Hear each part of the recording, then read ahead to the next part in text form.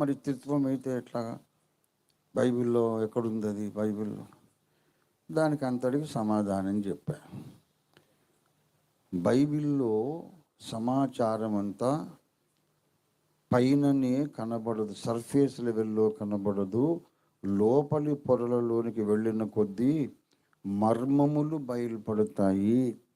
అక్షరార్థంగా చెప్పబడవు, కానీ అనేక వచనాలను సమానంగా గౌరవించి ఒక దగ్గరికి తెచ్చినప్పుడు, అనేక వచనాలకు మనం అర్థం చెప్పుకున్నప్పుడు వాటన్నిటి యొక్క క్యుములేటివ్ ఎఫెక్ట్ అనేక వచనాలకు అర్థం చెప్పుకొని వాటన్నిటి సంయుక్తమైన భావము మన కళ్ళ ముందు ఒక కొత్త సత్యం అనేది ఆవిష్కరించబడుతుంది. వాటినే వాక్య మర్మ ప్రత్యక్షత అంటారు అనే సంగతి నేను చెప్పాను. నువ్వు చెప్పేది మేము వినొద్దు బాబు, నీ ఇష్టం. వినమని నిన్నేమైనా పీకకు ఉరేసి పీక పట్టుకొని పీక కత్తి పెట్టి నమ్మకపోతే సంపద అంటున్నానా నేను? You are free not to believe, but some questions will remain. ఏదైనా నమ్మొచ్చు, ఏదైనా నమ్మకపోవచ్చు. ఇక నేను ముగించేస్తాను. నేను అన్నాను, వేదాంత ప్రపంచంలో అన్ని అంగములకు అన్ని అంశములకు వర్తిస్తుంది.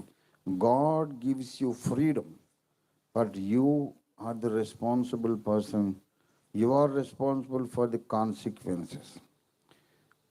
దేవుడు నీకు ఫ్రీడమ్ ఇస్తాడు, కానీ నీ నిర్ణయాలకు జరిగే ఫలితాలకు నీవే బాధ్యుడివి, బాధ్యురాలివి. కాస్త బుర్రకాయ ఉపయోగించి జాగ్రత్తగా నీవు నమ్మడమో నమ్మకపోవడమో ఒక నిర్ణయం తీసుకో.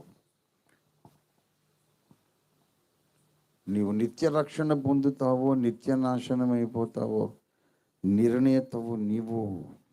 ఇదిగో జీవమును మరణము నీ ముందుంచి ఉన్నాను, జ్ఞానము అజ్ఞానము నీ ముందుంచి ఉన్నాను, స్పష్టతను గందరగోళాన్ని నీ ముందున్నది.